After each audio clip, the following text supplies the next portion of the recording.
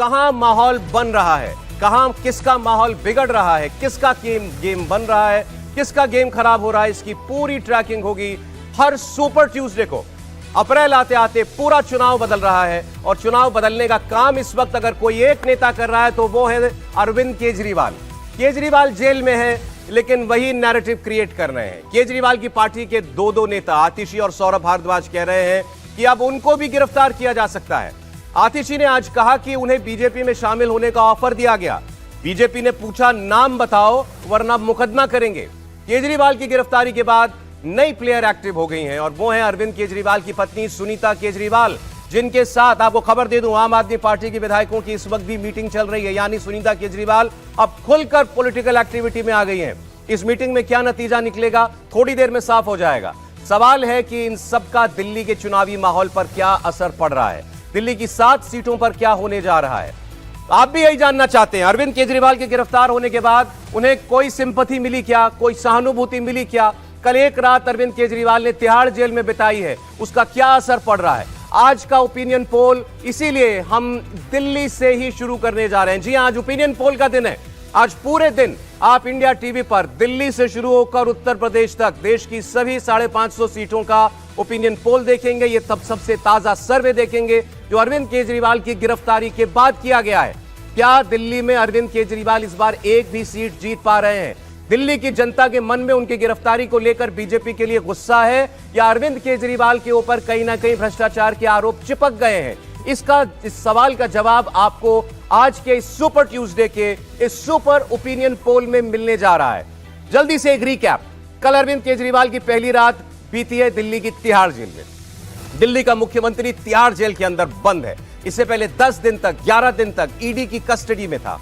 ED ने कहा शराब घोटाले के किंग पिन अरविंद केजरीवाल। अरविंद केजरीवाल सवालों के जवाब नहीं दे रहे हैं, इधर उधर की बातें कर रहे हैं। उनकी पत्नी सुनीता केजरीवाल अब खुलकर पॉलिटिकल फ्रंट पर आ गई हैं। इस वक्त उनकी आम आदमी पार्टी के विधायकों के साथ बैठक चल रही है। आतिशी और सौरभ भारद्वाज का नाम अरविंद केजरीवाल ने शराब घोटाले में घसीट लिया है। आतिशी ने आज कहा कि उन्हें बीजेपी में जाने का ऑफर दिया गया, नहीं तो धमकी दी गई कि उन्हें सौरभ भारद्वाज को और राघव चड्ढा को, यानी ये 3 बड़े नेता अभी बाहर हैं फिलहाल, उनको भी गिरफ्तार कर लिया जाएगा। इस सब का असर क्या पड़ रहा है, इस ओपिनियन पोल में क्या दिखाई दिया, यह हम आपको बताएंगे। मेहमानों के साथ पहले आपको मिलवा दे भावेश झा सीएनएक्स से हमारे साथ हैं जिन्होंने सर्वे किया। भावेश बहुत स्वागत आपका। हर्षवर्धन त्रिपाठी जी हमारे साथ हैं। हर्षवर्धन जी स्वागत आपका भी। राहुल महाजन साहब हमारे साथ यहाँ हमारे इस नए सेट पर मौजूद हैं। राहुल जी आपका स्वागत है। और समीर चौगांवकर साहब भी हमारे साथ मौजूद हैं। प्रोफेसर संगीत रागी बस आपको किसी भी पल ज्वाइन करने जा रहे हैं, लेकिन पहले जरा आज की इन पॉलिटिकल खबरों की बात कर लें, फिर मैं आपके सामने दिल्ली का ओपिनियन पोल रखने जा रहा हूं क्योंकि ये वक्त कहानी कुर्सी का भी होता है, ये आप जानते हैं। लेकिन आज सुपर ट्यूसडे है हर्षवर्धन जी, और हर मंगलवार आज से हर सुपर ट्यूसडे यही ऐसा ही सीटों का ट्रैकर हम दिखाने जा रहे हैं। लेकिन आज की ट्रैकर तो सुनीता केजरीवाल है, विधायकों के साथ बैठक खुल करके, और आतिशी कह रही है मुझे गिरफ्तार कर लेंगे, मुझे ही नहीं सौरभ भारद्वाज और राघव चड्ढा को भी। देखिए सौरभ जी, मुझे लगता है कि भारतीय राजनीति में अरविंद केजरीवाल अब तक के जितने भी आप कहें कि ये एक कैरेक्टर था, ये एक बदल देने वाली राजनीति, उसमें सबसे अलग है। और मैं ये मानता हूं कि उनके ऊपर अलग से शोध किया जाना चाहिए। अरविंद केजरीवाल जो राजनीति कर रहे हैं इसका कोई भी और जोड़ नहीं मिलता। मतलब कहे कि प्रेसिडेंस होता है ना किसी चीज का, कि ऐसा कोई नेता है, कोई दूसरी तरह का नेता है, ये नेता आज तक नहीं था। अभी तक आप सोच रहे थे कि वो क्या क्या कर सकते हैं। वंशवाद, परिवारवाद और भ्रष्टाचार के विरोध की बुनियाद पर खड़ी पार्टी की पूरी पार्टी उनकी पत्नी सुनीता केजरीवाल के सामने नतमस्तक है।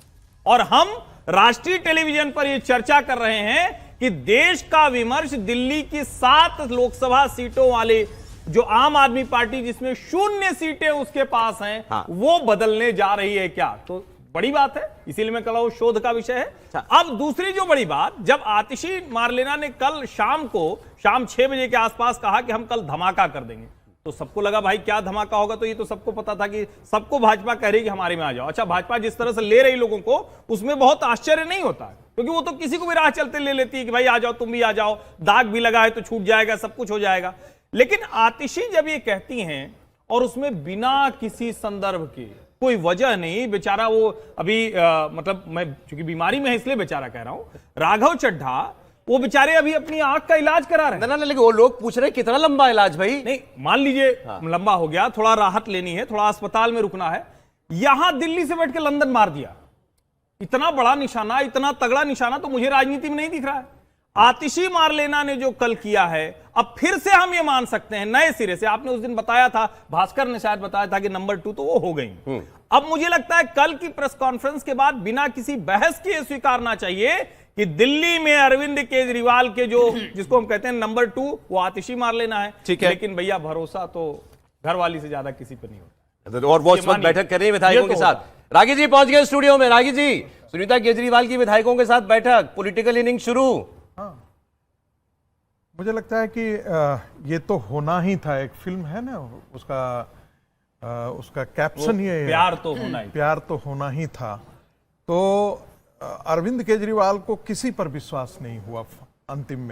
अंतिम में कुल मिलाकर के अपनी पत्नी पर ही वो विश्वास हुआ। और जो कहा जा रहा था कि ये क्या दूसरी राबड़ी देवी होंगी, तो पढ़ी लिखी राबड़ी देवी का पदार्पण हो चुका है।